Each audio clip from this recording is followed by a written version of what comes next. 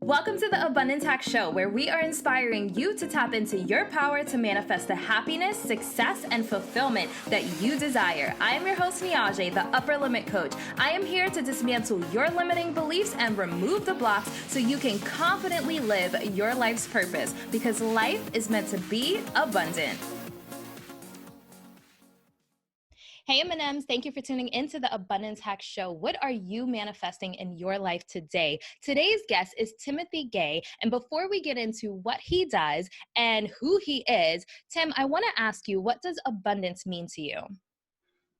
Fantastic question. Abundance to me really is being in harmony with all things. So being in harmony with your emotions, being in harmony with your health, your well-being, your business, your relationships, being in harmony with everything. And within that harmony, sometimes it means understanding that all things move in a, not as necessarily roller coaster fashion, but they're not always going to be the absolute greatest, but they're definitely not always going to be the absolute worst. So being able to navigate that harmony and being in harmony with all of that is extremely important. And in my opinion, the most healthy.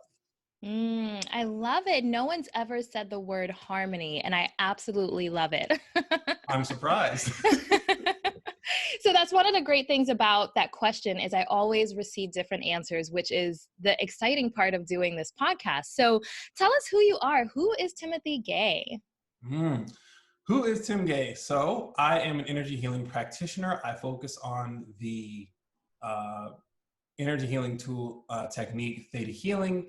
And pretty much what that does is I focus on helping people change and heal limiting and disempowering subconscious beliefs to beliefs that are more uplifting and empowering so that they can create the life that is most empowering, exciting, and organic to them. For someone who doesn't know what Theta Healing is, how would you explain that? It's an excellent question. So a lot of people, when they come to me and they say, I have no idea what this is, how do I talk about it? So the first thing I talk about is what are the things that you were taught as a child? What are the things that you were shared? What are the things that you were shared and shown over again as a child? Those are the things that you have carried with you throughout your entire life. So the thing is, a lot of those beliefs have done really great things to serve us and to keep us safe and to keep us protected.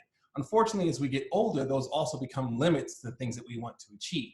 So my goal is to help them to find what are those things that have blocked them from the things they're looking to achieve, as I mentioned earlier, such as the health and happiness, wealth, so forth and so on. And I get to help them repattern and reprogram those beliefs. So we're doing a belief and mental repatterning to help them achieve the things that they're looking for.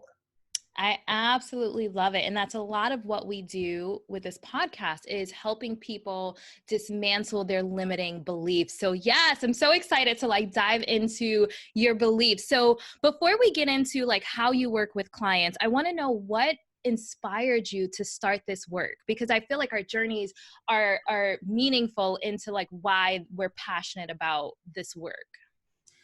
Well, anytime I get this question, my answer is always the same. This work found me. Oh, I love it. I love it. So to give you a little bit of my backstory, I was born and raised in Detroit, Michigan, currently reside in Reno, Nevada. Now I've been here for the last 2.5 years. And I actually was a person who was suicidally depressed from the age of 7 to the age of 27. And I was very heavily teased and bullied as a child.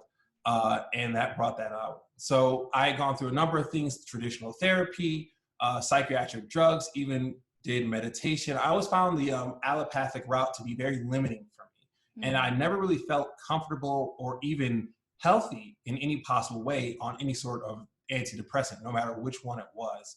And so I remember quitting cold turkey. I don't recommend anyone do that, by the way. That's a really terrible thing because you really have to retrain your brain to get back to the point where you can actually experience some sort of even state. Let's put it that way. Beyond that, I was always attracted to the alternative health world. So whether it be meditation or so whether it be yoga or whatever the case was, I ended up going the route of meditation. I always found it being that I would feel really good, but I would never really address that underlying cause. I even went as far as to work with someone doing energy healing work as well, but that ended up going up and down. So one day I was at the time involved with network marketing, and I was set to go to this event that I had planned a week before. beforehand. And I got a last minute invite on the day of my event to meet this Theta healer that exact same time, that exact same night. And it was, man, like, which one do I go to? But I already had this event planned. But I was always a very intuitive and empathic person. And I just remember hearing, you need to go to this event. So last minute, I chose to ditch my old event and go to meet this Theta healer.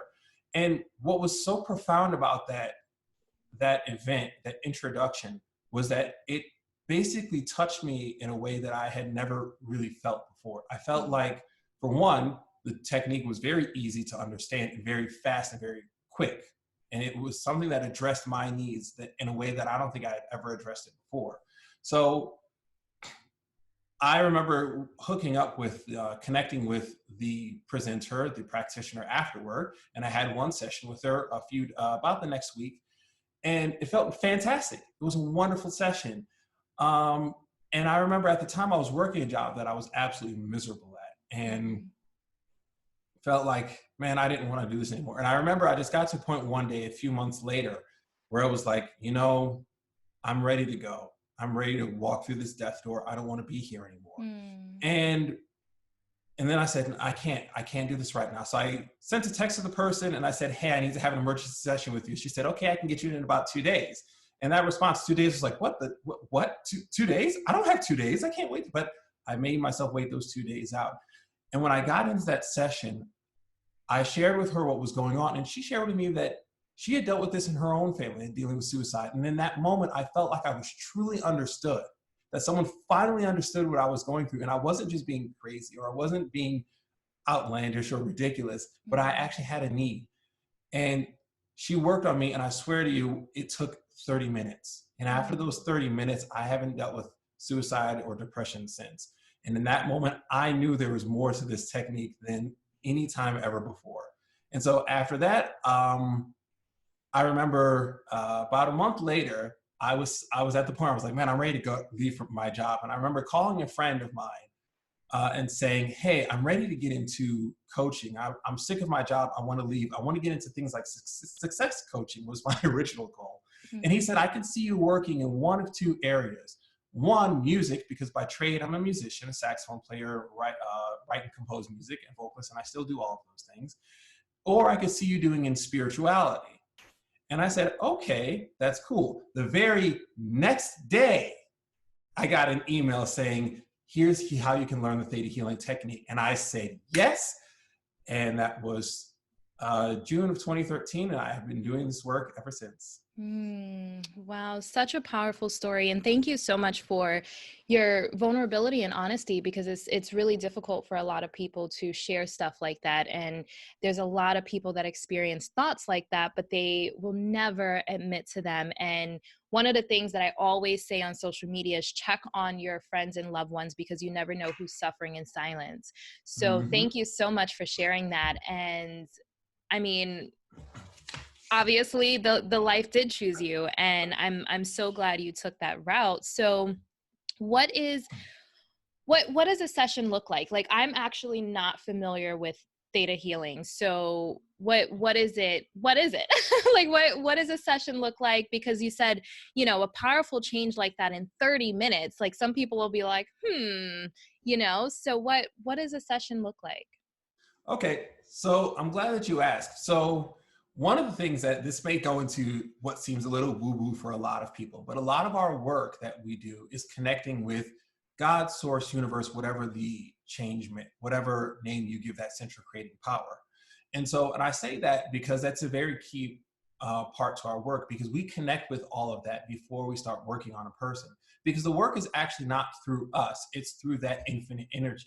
So my company, The Infinite Transition, is basically encompassing that infinite energy that is used to heal the person. So what we as practitioners do is we're always focusing on what the client wants and what the client needs. We're very customized to the individual. And that's really important to understand, because it's like, I can give you this track program to work on, or I can work on what your needs are in that given moment. So for example, if someone comes to me dealing with, for example, they struggle with success, let's just use that as a great example. As we're sitting here talking about abundance, success is part of that abundance. Success in all things, of course, not just financial success, as you understand. So if someone's coming to you for dealing with saying like, I feel like I can't be successful, what we do is we always work on what is the root cause of that. And the reason why we focus on the root cause is because you can't heal anything from the surface. If I'm having a skin issue, for example, like I'm dealing with some sort of skin issue, I'm not going to say, let me put a bunch of creams on the skin. That's a great temporary solution. But long term, I have to start looking at what is the diet the person is on? How much water are they drinking on a daily basis? What is their internal life like? Because the body is always keeping score. The things that are going on in our bodies are a metaphor of the things that are going on in our life. So what we look at is subconsciously what is driving that lack of success or fear of success, rather. And some people may say the fear of success is absolute crap. I had someone tell me that years ago, and now after doing this work for 6.5 years, they're crap for saying it. So pretty much what we look at is what is the underlying cause. So what we do is we tend to always track back to what most of the time ends up to anything between the ages of 0 and 9. So what is the underlying cause? Like to say, I can't be successful. Okay, well, when did you first feel like that in your life? And they usually say something like, I don't know, when I was 8 years old or something like that. Great. Where does that show up in your body? Because what's showing up on your body is a key element to what's going on and where you're beginning to feel that. If you're feeling it in your shoulders, for example, I talk about how the body keeps score. Show a lot carrying the weight of the world on your shoulders. So it's very interesting how we talk about keeping score within all of this. Neck pain, who's a pain in your neck? Urinary tract infection, who are you pissed at? So forth and so on. So we start tracking back until we get to the root cause of every single issue. And it usually has nothing to do with success itself, but it has a lot to do with maybe what they were told when they were a child, what a teacher said to them, or what a peer said to them, or what was said to them at some point in time, or something that was done to them and how that made them feel. And so what it taught them to do at some point was probably guard themselves or to shut themselves down in some form or fashion. And so what we then do as a practitioner, we get to command that infinite creative energy to bring a healing to that, to remove that old belief, send that to the light. And then what we can do is we can command a new energy to come in and replace it. So as the practitioner, what we get to do is witness all of that being done. So as I mentioned earlier, we are not the healer. Creator, God is. We're just witnessing that process happen. We are facilitating that energy happen. But what we also do is we get to muscle test people to see what beliefs are there and what beliefs are not. So I love muscle testing because the body doesn't lie. The body is always keeping score, as I mentioned earlier. And it's so cool to talk about this. Like, I get excited every time I talk about it because it's like, man, it's so much fun to watch people change in front of your eyes. So we get to muscle test people as they're going through the process and afterward, because you get to actually them physically see and feel those changes being done to them. And it's exciting. I love doing this. I love doing it on myself, and I absolutely love doing it on other people because I love watching their energy completely shift. And I really do mean shift. I mean, I've seen people's color change. I have seen people look physically different in their face from the time that they're done with me in a session, the time that we're done, rather.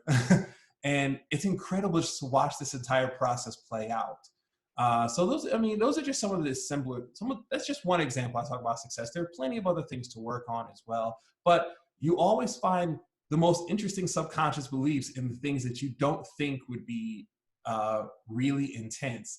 And you're sitting there you're talking to people, and this belief of like, I'm angry at my father comes out from something that you had no idea would even be there, but they've stuffed it down for 27 years. And yet here this shows up. So we're always looking for that root cause of it, something that you would not necessarily think of, but it taught them something at some point in time. And I really want to make this bring this point up, because our beliefs do serve us, and they serve us in a great way, in a fantastic way for a point in time. But if you're trying to make a change in your life, that old thing that served you doesn't work going forward. So you have to create a different avenue and outlet for that energy to flow in. So that's what we're looking to do. Always get to the root cause and create that change in the root cause. And what you will always see is their energy shift. And then we get to reinforce that through our daily actions in life. Yes, I absolutely love it. So I'm familiar with muscle testing because I interviewed another energy healer that specializes in muscle testing, which I think is extremely powerful because I do believe, we have trapped emotions and it is surfacing in like physical ailments and everything that our body is teaching us is from something internally that we haven't dealt with. And so I am a huge believer in that. And I know, the audience is pretty woo woo, so we can talk about this stuff. Get out of place. And I also read the book, The Emotion Code. Did you read that? Not yet. So the Emotion Code is a good book that talks about trapped emotions in the same way you referred to like the neck pain and the back pain. It basically is where we are storing our resistance, and our trapped emotions. And we have chakras, obviously our energy field. So a lot of times neck pain or shoulder pain could be associated with your throat chakra. Like, are you not speaking up for yourself? Are you suppressing something that you really want to tell someone? Like, everything is connected. So I'm so fascinated with the different healing modalities that really help us understand, because the more we understand, the better we can heal ourselves, or work with the right healers to heal ourselves. So I'm totally fascinated by all of this. Are you ready to raise your vibrations and tap into abundance? Download our free Abundance Guided Meditation to accelerate your manifestation. This will help you visualize your abundant life and align with that vision so it can become your reality. To download the MP3, go to abundancehack.com/abundance guided meditation. And remember, life is meant to be abundant. I want to talk about a couple of subconscious blocks or limiting beliefs. I actually just did an episode on cliche quotes that contribute to limiting beliefs and blocks. Like there's one that a lot of people say, it's lonely at the top. This is one that I've had to deal with. Yep. It's lonely at the top.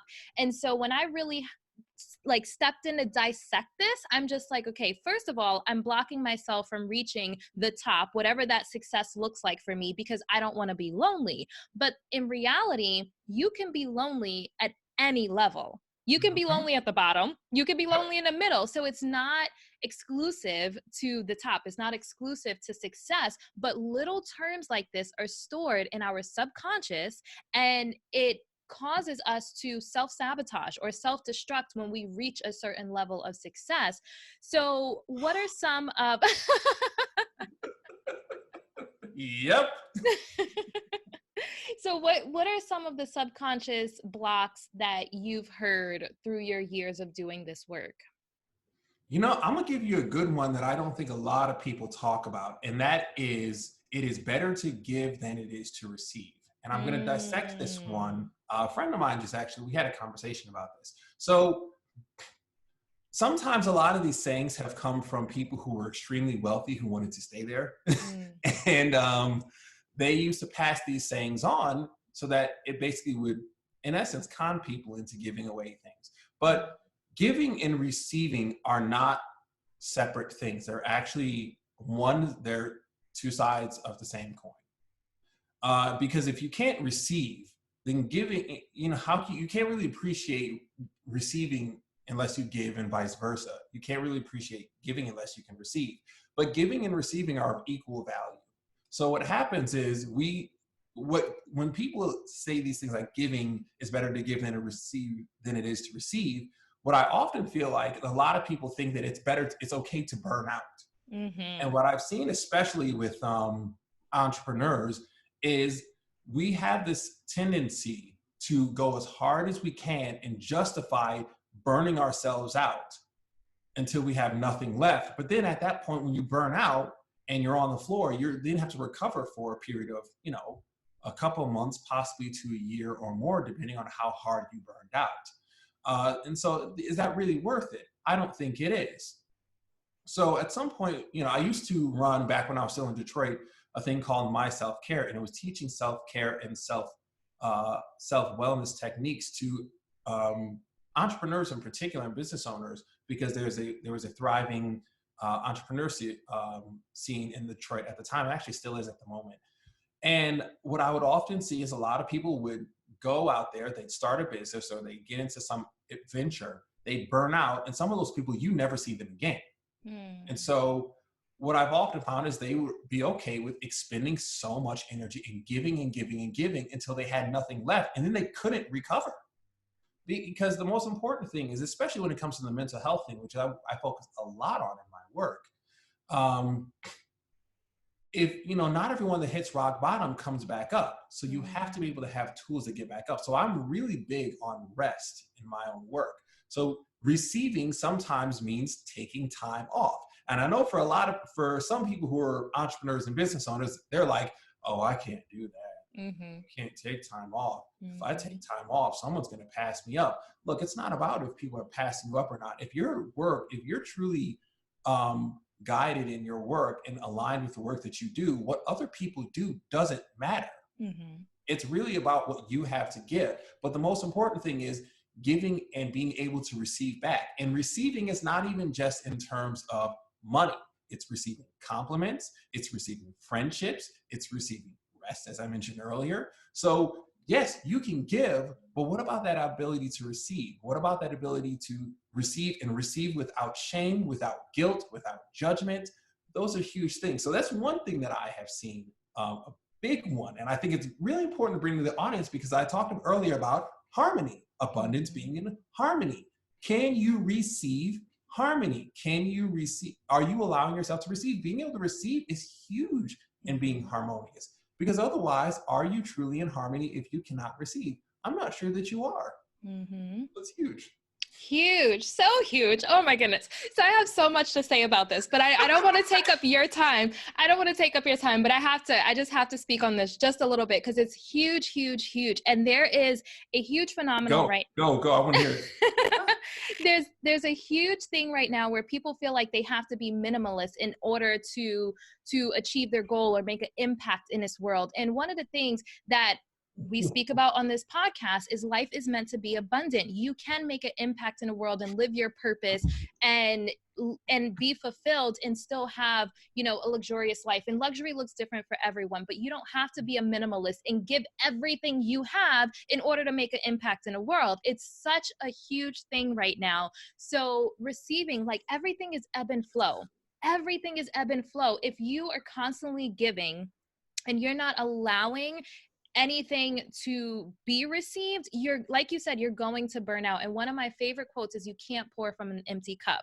So you have to take care of you first. So I'm a huge advocate for self-care. I am a huge, huge, huge advocate for serving from your overflow. There's so many people that just want to serve. I just want to serve and make an impact.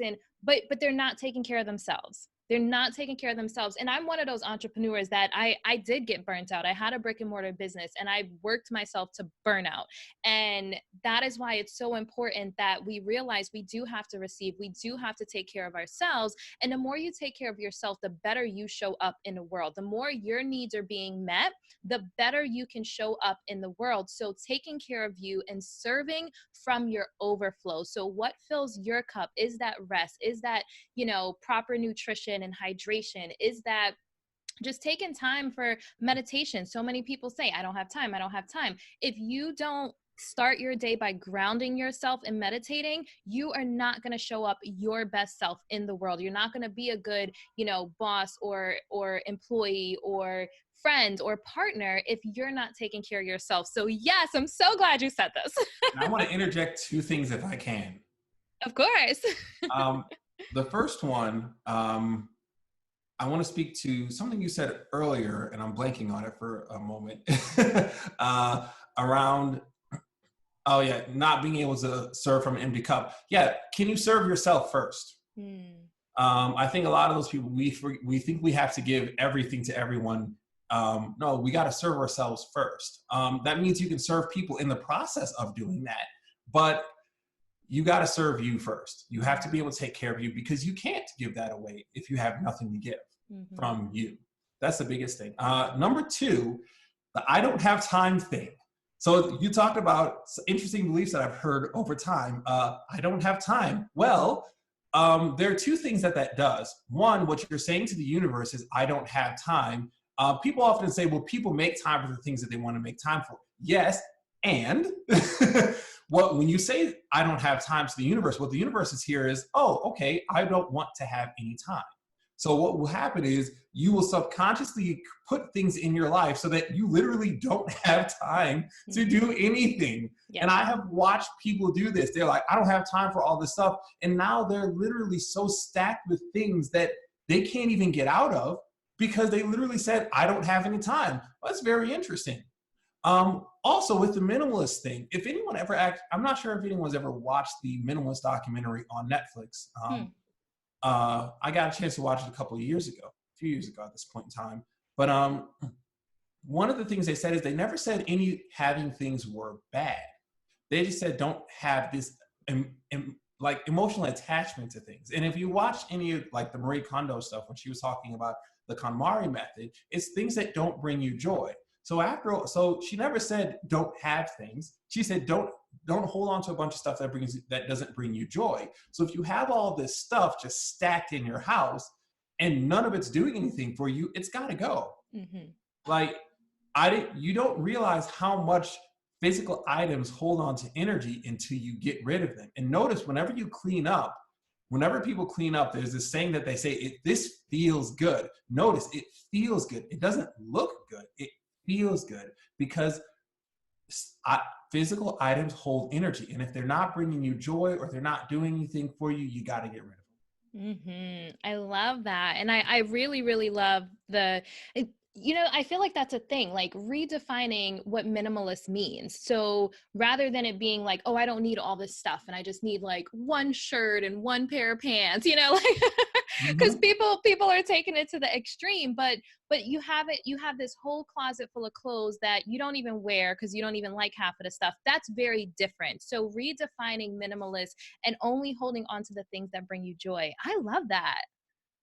I love that. Okay. So I could talk to you forever, but we do have to wrap it up. So let's end it with 3 things or 3 tips you have for living an abundant life.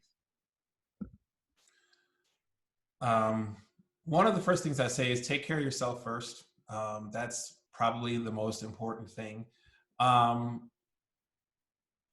would say the other thing is take some time to do your own healing work. Because for a lot of us, we want other people to change, but we got to be able to look in the mirror at any given point in time and figure out what's working with ourselves and what's not. And my last tip for living an abundant life is you can't do it all alone. If you could, you'd be the only one here. You need a good village of people. They say it takes a village to raise a child. And now that I am a father, I can tell you that it's very true. A community is a very important thing, and not everyone needs to be in your community, and that's perfectly okay. But you do need a good group of people around you and people who enhance your life and who can help take you to the next level, whatever that case may be. And sometimes that, the people who can enhance your life just help you to be a good father, a good human being, a good man, a good woman, whatever the case may be. But you need people. You need people. You don't need everyone.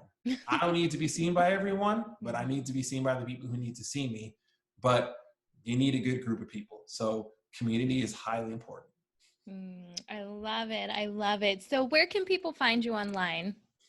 So fantastic. So you can come to my website, theinfinitetransition.com. That is the infinite transition, transition.com. That's one place you can find me. You can also follow me on social media. You can The Infinite Transition on Facebook, on Instagram. So I will definitely have those in the show notes so you can follow him and the amazing things he's doing. I love everything that you are about. And I really believe that, healers are needed right now. We're waking up. We're realizing there's more. We're realizing that we have to overcome all of the negative pre-programming to really step into the infinite possibilities. So I love everything that you're doing. Keep it up. And I'm a huge fan. Oh, thank you very much. Thank you so much for coming on. And until next time, M&M's love and light. Thank you for tuning in to the Abundance Hack Show. I would love to hear from you. Leave your comments and questions, and don't forget to subscribe so you don't miss any of our yummy episodes. Every time you leave a 5-star rating or review, I do my happy dance.